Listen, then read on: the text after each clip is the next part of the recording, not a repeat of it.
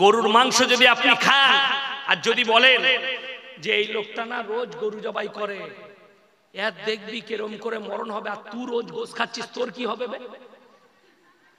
কথাটা বুঝতে পারেন? ও রোজ গরু জবাই করে তোমাকে হালাল মাংস দিচ্ছে। ইমামকে বললে হুজুর ফজরের সময় আমার গরুটা জবাই করে দিয়ে যাবেন, আমি গরু বিক্রি করি গরুর মাংস। ইমাম সাহেব বেচারা জবাই করতে যাচ্ছে। আমাদের দেশে এমন এমন পরেজগার আছে, সে গোশত খাবে কিন্তু বলছে ইমাম গরু জবাই করে, ওর পেছনে নামাজ হবে না। এত বড় হারামখোর। যদি ইমাম গরু জবাই করে তার পেছনে যদি নামাজ না হয়, তুই গরুর মাংস খেলে তোর কি করে নামাজ হবে? কথাটা বুঝতে পারেন? জানবেন নেকির কাজ যে ইমাম গরুটা কসায়ে জবাই করছে, ইমাম সাহেব একজন পরেজগার ব্যক্তি, ঠিক কিনা কথা বলেন? নামাজি ব্যক্তি, তার মানে তার জবাহে আপনার কোনো সন্দেহ থাকবে না। একজন মুসলিমের কাছে আপনি জবাই করা মুরগির মাংস নিচ্ছেন, শুকর আদায় করুন যে জবাই করা পাচ্ছেন। আপনি দেখতে পারেন উত্তরপ্রদেশে সরকার অর্ডার দিয়েছিল মুসলমানরা যাদের খাবারের দোকান আছে, হোটেল আছে, তার নিচে তোমার বড় অক্ষরে নিজের নামটা লিখতে হবে। তার মানে কি? হিন্দু ভাইরা এদের দোকানে খেও না। এটা বললে কেন? বললে তোমাদের ইবাদতের ক্ষতি হবে। বড় কষ্ট লাগে। আপনার ওই মন্ত্রীটার নাম হচ্ছে মুখ্যমন্ত্রী, না না ওই চন্দ্রশেখর না কি, চন্দ্রশেখর বলছি, চন্দ্রবাবু নাইডু, সে বললে তিরুপতি মন্দিরে যে লাড্ডু তৈরি হয়েছে, সেই লাড্ডুতে যে ঘিটা মিশানো হয়েছে, ঘিয়ের মধ্যে গরুর চর্বি, মাছের তেল, শুয়োরের চর্বি। রিপোর্ট হলো, দেখেছেন? আর কিছু হয়েছে? মিডিয়ারা কুত্তার মতো চিল্লিয়েছে। কেন চিল্লাইনি? কোম্পানিটা একজন হিন্দু ব্যক্তির, তাই কথাটাকে দাবি দেওয়া হলো। ওই কোম্পানি যদি মুসলমানের হতো, এতদিন পাকিস্তানের সাথে জুড়ে যেত, বাংলাদেশ জুড়ে যেত। এই হারামের আওলাদরা এত খারাপ, বড় কষ্ট লাগে। এই কলকাতার মেয়েটা বলেছে যে যদি একজন মুসলমান মাল বিক্রি করে, সে যদি তার দোকানের নাম অমুক রাখে, তা একজন হিন্দু ব্যক্তি মোহাম্মদ শুয়োরের মাংসের দোকান রাখবে। জোরে বলুন নাউজুবিল্লাহ। আল্লাহ রসুলের সঙ্গে শুয়োর শব্দটাকে অ্যাড করেছে ওই মেয়েটা। যদি হিম্মত থাকে তুমি সরকারকে বলো যে মুসলমানরা তার নামের অ্যাড দিয়ে মাল বিক্রি করবে। যে কোম্পানিগুলো ভারত থেকে চাল পাঠাচ্ছে, সৌদি আরব, দুবাই, কাতার, কুয়েত, তাদের ব্যাগের মধ্যে সব ইসলামী ব্র্যান্ডের নাম দিয়ে আছে। তা না হলে ওই আরব দুনিয়া তোমার খাবারে পিশাব করে দিবে, তারা মালটা ঘুরে নিয়ে যায়, এই মাল আমার দেশে বিক্রি হবে না। গরুর মাংস 7টা ফ্যাক্টরি আছে ভারতে, বড় বড়। পৃথিবীর দ্বিতীয় স্থানে ভারতবর্ষ, তার মধ্যে 5টা খালি হিন্দু ব্যক্তি। ব্র্যান্ডের নাম মুসলিমদের নাম দিয়ে আছে, আরবিতে লেখা আছে ব্র্যান্ডটা। তুমি তাকে বলো যে তোর ধর্মের নাম দিয়ে গোশতটা পাঠা, কেমন তেরা লাই একবার দেখবে। আরে ভাই, বলতে গেলে অনেক কথা বেরিয়ে যাবে। ওই জন্য আমি আপনাদেরকে বলে যাচ্ছি, হারাম হালাল চিনুন, দিন আর বদ্দিন চিনুন। বেঈমান কাফেরদের মেহনত যে এদের পেটে হারাম ঢুকিয়ে দাও, আর আমরা মুসলমানরা আর বাজবিজ করতে পারি। আপনি জবাই করা মাংস নিবেন, সকালবেলায় উঠে আপনার বাজারে গিয়ে বললেন, রাতের বেলায় ইয়াসিন ভাই এসেছিল বর্ধমান থেকে, উনি বলে গেছে জবাই করা মাংস খাবি। এইটা বুঝে গেলেন যে আমাকে জবাই করা মাংস খেতে হবে। কিন্তু কিনছেন জবাই করা মাংস, টাকাটা বা সুদের টাকা সেই একই মাল দাঁড়িয়ে গেল। কথাটা বুঝাতে পারলাম? টাকাটা সুদের টাকা একই ক্যাটাগরিতে দাঁড়িয়ে গেল। সুদটা হারাম না হালাল? হারাম। যদি সুদ হারাম হয়, সেই পয়সায় যে খাবারটা খাবেন সেটা কি করে হালাল হতে পারে? কথাটা বুঝাতে পারলাম? জবাই করা মাংস কিন্তু টাকাটা সুদের টাকা। আল্লাহ রাসূল সাল্লাল্লাহু আলাইহি সাল্লামের হাদিস, কেউ যদি 1 টাকা সুদ খায় নিজের মায়ের সঙ্গে 36 বার জিনা করার সমান পাপ হবে। নাউজুবিল্লাহ বলে। কেউ যদি সুদখোর থাকেন, আমি অনুরোধ করে যাব ইস্তেগফার করে ফিরে এসো, হালাল রুজি খাও। কেন? এই দুনিয়ার সম্পর্কে যাদের মহব্বত জেগে গেছে তারা শুনে যান, কোরআন বলছে ওয়ামাল হায়াতুদ দুনিয়া ইল্লা মাতাউল গুরুর, এই দুনিয়া তোমাদের জন্য সম্পূর্ণ ধোঁকা। ধোঁকাটা কাটবে কখন? যখন আপনার কাছে মৃত্যুর ঘন্টা বাজবে, আপনার ধোঁকা কেটে যাবে যে আমি ধোঁকায় পড়ে আছি। আপনার পরিবার, আপনার সন্তান। আজকে মানুষকে নামাজের দাওয়াত দিলে কি উত্তর দেয়? ভাই সময়ে হচ্ছে না, বলে না বলে না। অথচ 3 ঘন্টা চায়ের দোকানে আড্ডা মারছে, 3 ঘন্টা, অথচ নামাজ পড়ে না, বলে আমার সময় হচ্ছে না। আপনি বলুন তো, আপনার কাছে যখন মৃত্যুর ঘন্টা বাজবে, আপনি কি বলতে পারবেন যে মালাকুল মউতকে, ফেরেশতাকে, আমার বিটির বিয়ে বাকি আছে, আমার ছেলের বিয়ে বাকি আছে, আমার এখনো সংসার গুছানো হয়নি, তুমি 2 দিন পরে আসবে, 2 মাস পরে আসবে? কথা বলেন, বলা যাবে? আল্লাহর কসম, মৃত্যুর ঘন্টা বেজে গেলে তোমার জন্য 1 সেকেন্ড আর অপেক্ষা করা হবে না, মৃত্যুর স্বাদ গ্রহণ করতেই হবে। তো আপনি যখন মৃত্যুর গ্যারান্টি নাই, মৃত্যু অনিবার্য আপনার কাছে আসবে, মৃত্যুর জন্য বয়স কোনো ফ্যাক্ট নেই। কেউ 5 বছরে মারা যায়, কেউ 20 বছরে, কেউ 22-এ, কেউ 30-এ, কেউ 50, কেউ 80, কেউ 100, কেউ 150। আল্লাহ যার যতক্ষণ হায়াত দিয়েছে সে ততক্ষণই দুনিয়ায় থাকতে পারবে। যার যতটা রুজি দিয়েছে সে ততটাই রুজি পাবে, তার বাইরে তার কাছে রুজি আসতে পারে না। আপনি কি করে ভাবলেন যে আমি দুনিয়ায় মুক্ত হয়ে থাকবো? অসুবিধা নেই। ইয়াসিন ভাই, আমার মা নামাজি, আমার জন্য দোয়া করবে। আমি নামাজ পড়িনি, বেনামাজিতে কি হয়েছে? আমার অসুবিধা নেই। আমি পাপ করেছি, তা কি হয়েছে? আমি অবশ্যই জান্নাতে যাব। তুমি যদি পাপের সাগরে ডুবে জান্নাতে যেতে চাও, তাহলে আল্লাহ রাসূল সাল্লাল্লাহু আলাইহি সাল্লাম নিজের চাচাকে কলমা পড়াতে পারেন। নূহ নবী আর লূত নবী দুজনের বিবি জাহান্নামে যাবে। মায়েরা ভালো করে শুনে নেন। আপনার যদি মনে হয় আমি পাপের সাগরে ডুবে আছি, আমার বাপ আলেম আমাকে পার করাবে, আমার ছেলে আলেম পার করাবে, যারা ভাবছে তারা ভুল পথে আছে। কেন? মৃত্যু অনিবার্য আপনার কাছে ঘন্টা দিবে। আর এই কথাটা ভুল। নূহ নবী আর লূত নবী চুপ করে দাঁড়িয়ে থাকবে। আল্লাহ লাকির টেনে দিয়েছে এই দুজনের বিবিকে, হে আমার নবী আমি জাহান্নামে দেব। কোরআনে আছে, দারাবাল্লাহু মাসালান লিল্লাযীনা কাফারু ইমরাআতা নূহিন ওয়া ইমরাআতা কানাতা তাহতা আবদাইনি মিন ইবাদিনা সালিহাইনি ফাখানাতাহু ফালাম ইউগনি আনহুমা মিনাল্লাহি শাইয়া ওয়া কিলা দুখুলান নার মা'আদ দাখিলিন। আমার দুজন উলুল আযম নবী, হাবিব পয়গম্বর নূহ নবী আর লূত নবী দুজনের বিবিকে জাহান্নামে দেব, তারা আটকাতে পারবে না।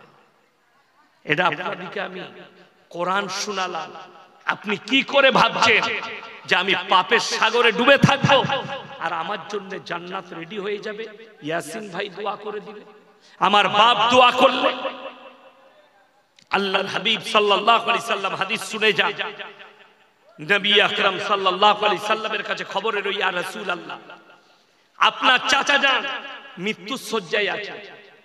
নবীজি চাচার হাতটা টিপে ধরলেন আর বললেন, চাচা একবার খালি কলমাটা পড়ে নাও, আমি আল্লাহর কাছে কেঁদে কেঁদে তোমার জন্য ক্ষমা চাই। আল্লাহর নবী চাচা উত্তর কি দিলে জানেন? হে আমার ভাইপো, আমি যদি বার্ধক্যে কলমা পড়ি লোকে বলবে মৃত্যু ভয়ে কলমা পড়েছে, আমি কলমা পড়তে পারবো না।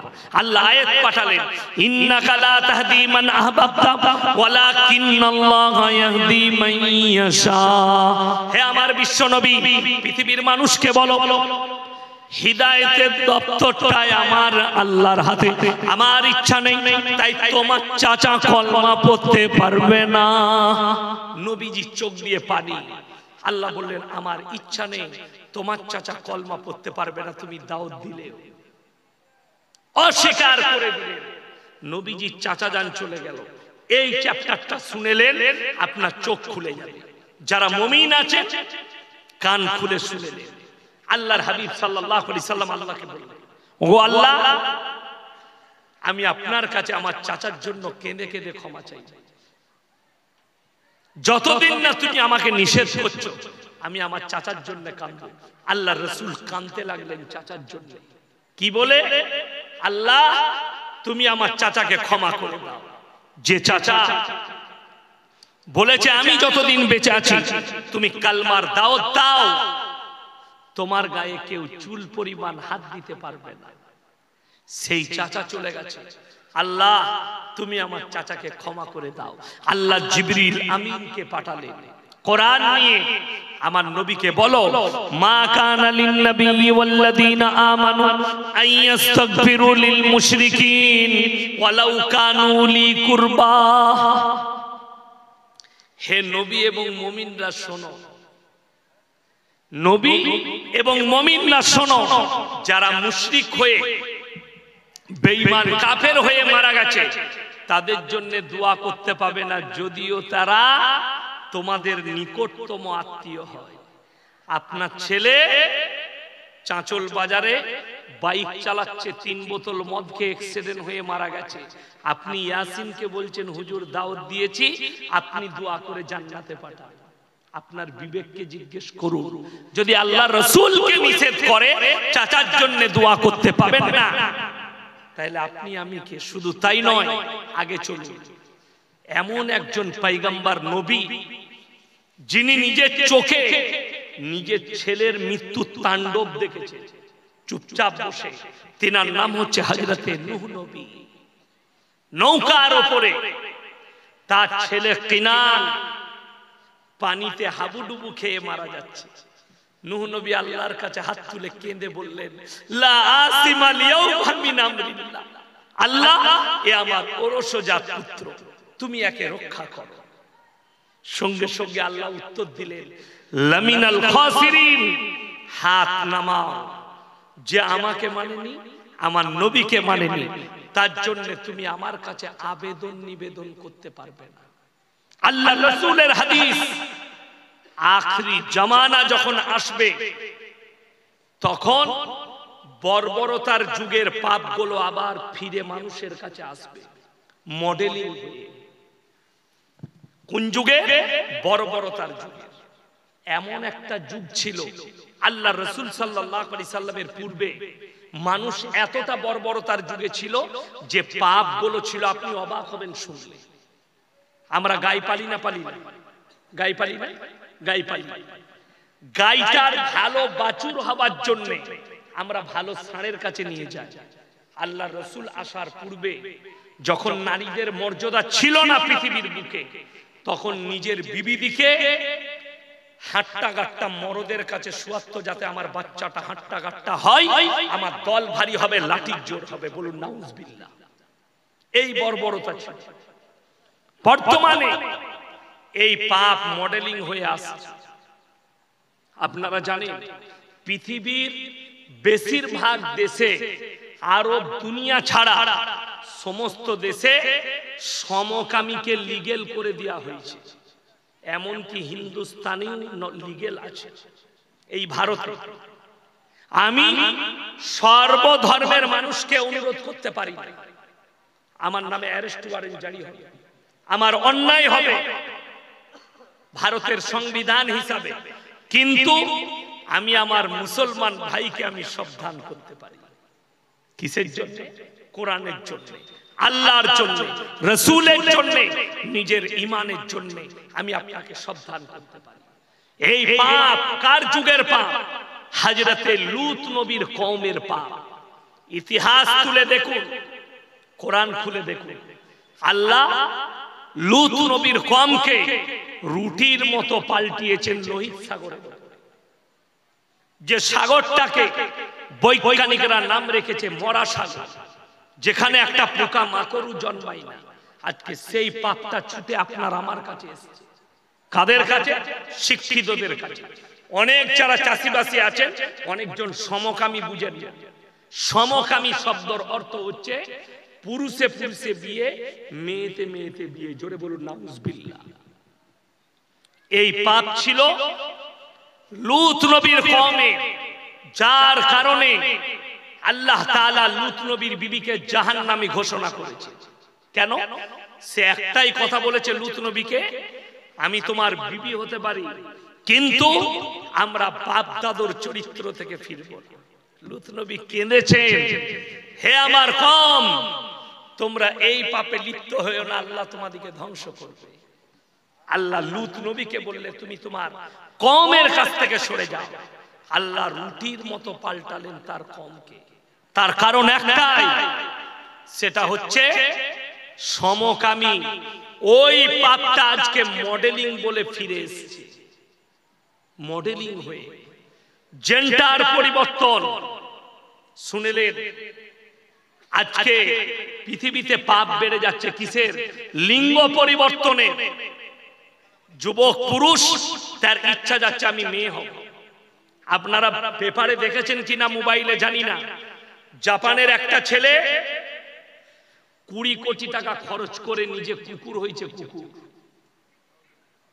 বাস্তব বলছি, সে নিজেকে জেন্ডার পরিবর্তন করে কুকুর হয়েছে টাকা খরচ করে।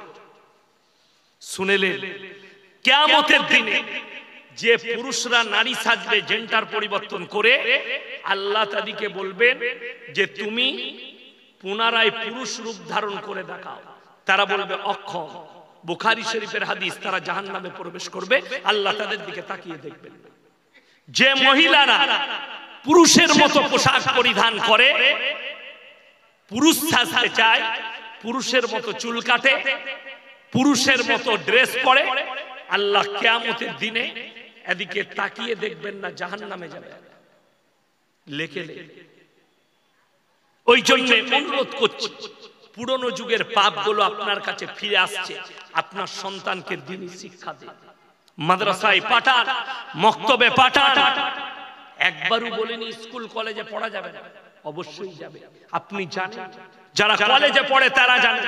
আমি কলেজের দরজা যাইনি, আজকেই আমাকে একজন ফোন করেছিল, কলেজের স্টুডেন্ট। স্যার আমি নামাজি, স্যার আমি পরেজগার ছেলে, কিন্তু কলেজে পড়ছি, আমার ইমানের মনে হচ্ছে ক্ষতি হয়ে যাচ্ছে, কি করব? আমি বললাম নজর বন্ধ রাখ, তুমি তোমার নজরটা বইয়ের দিকে দাও। একটা কলেজের ভেতরে একটা টেবিলে ছেলে মেয়ে একসাথে বসছে। কারা? প্রেম আর প্রেমিকা, তারা একটা জায়গায় বসছে পাশাপাশি, রিলেশনশিপ।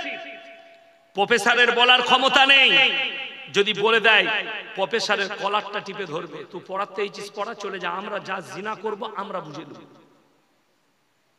আমার ভাই, কিন্তু আমরা মাদ্রাসার তালিব ইলম দিকে শিক্ষা দিই, বাম্মায়ের খিদমত, আদর্শ, জিনা থেকে দূরে থাকা।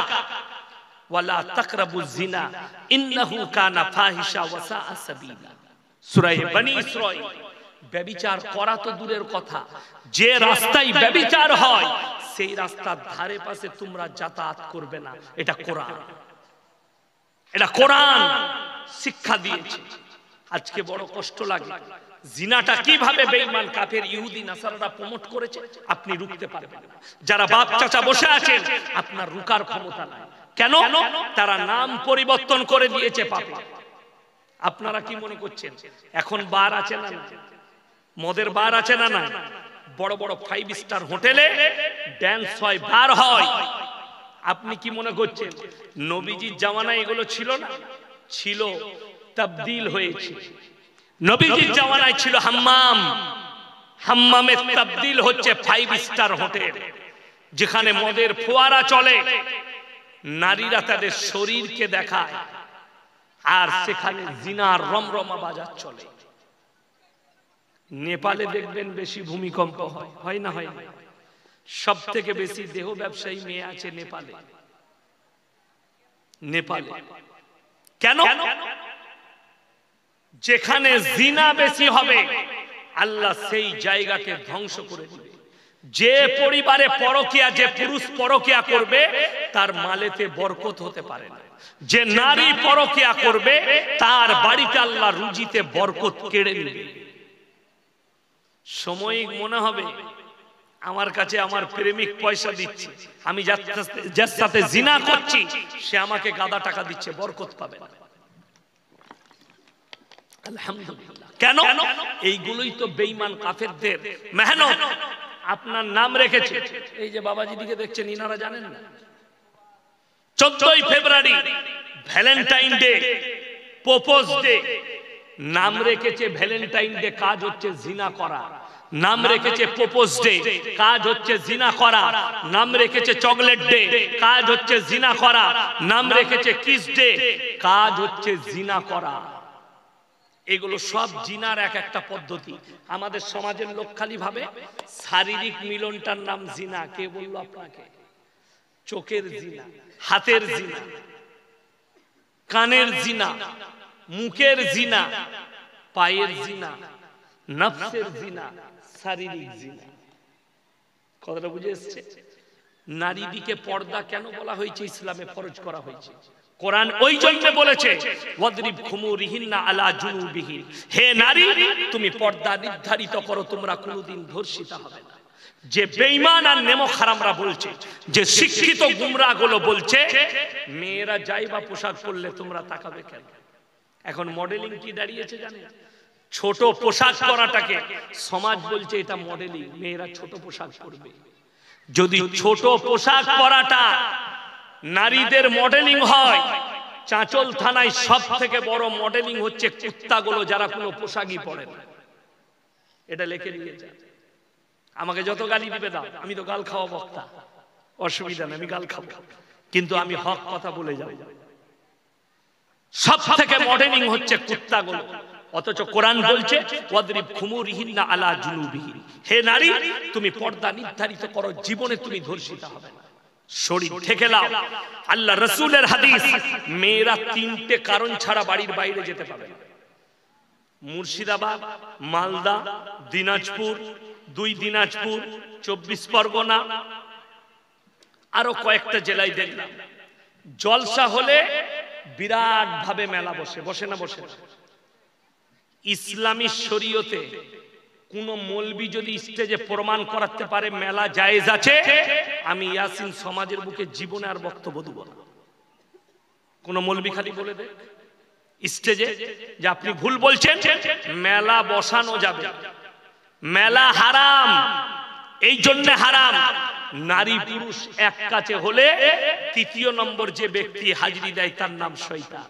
সূরা ইউসুফের প্রথমেই আছে ইন্নাশ শাইতানা লিল ইনসানি আদুউম মুবিন। শয়তান হচ্ছে মানুষের প্রকাশ্য দুশমন।